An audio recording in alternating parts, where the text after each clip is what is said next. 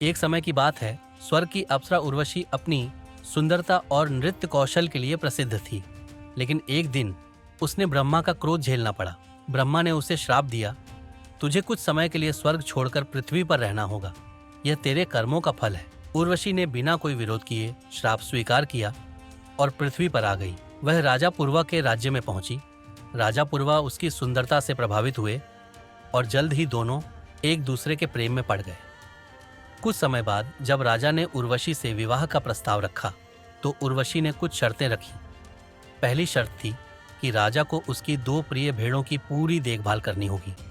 दूसरी शर्त यह थी कि राजा कभी भी उसे उस रूप में न देखें जब वह अपनी सामान्य अवस्था में न हो। राजा पूर्वा ने इन शर्तों को स्वीकार कर लिया। दोनों का प्रेम धीरे धीरे गहरा होता गया, लेकिन स्वर्ग में देवताओं को यह प्रेम स्वीकार नहीं था। इंद्र ने उर्वशी को वापस लाने का निर्णय लिया। उन्होंने एक गंधर्व को भेजा जिसने उर्वशी की प्रिय भेड़ों को चुराने की योजना बनाई। एक दिन जब उर्वशी और राजा अपने महल में थे, भेड़ों के रोने की आवाज़ सुनाई दी। राजा पूर्वा ने आवाज़ सुनते ही भेड़ों को बचाने के लिए दौड़ लगाई। उन्होंने भेड़ों को चोरों से बचा लिया, लेकिन लौटते समय वह उर्वशी की दूसरी शर्त भूल गए। जब उर्वशी ने देखा कि राजा ने उसकी शर्त तोड़ दी है तो वह बेहद आहत हुई। राजा, मैंने तुम पर विश्वास किया था, लेकिन तुमने मेरी शर्त को तोड़ दिया। अब मैं तुम्हारे साथ नहीं रह सकती, उसने कहा। उर्वशी ने राजा को छोड़ दिया और स्वर्ग वापस लौट गई। राजा पूर्वा इस घटना से टूट गए और जीवन भर उर्वशी की यादों में डूबे रहे। मूल संदेश: यह कहानी हमें प्रेम में विश्वास और वादों के महत्व को सिखाती है। हर रिश्ते की नींव ईमानदारी और भरोसे पर होती है।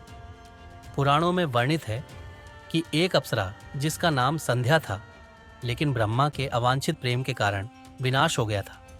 बाद में दक्ष के दिव्य पसीने से संध्या का पुनर्जन्म हुआ, जो स्वर्गीय सुंदर अप्सरा रति के नाम से जानी गई। उन्हें रूह और आकर्षण की देवी माना जाता है।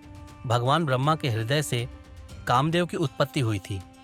कामदेव का विवाह देवी रति से हुआ, लेकिन एक दिन कामदेव ने अपने प्रेम बाण से भगवान शिव को प्रभावित करने का प्रयास किया।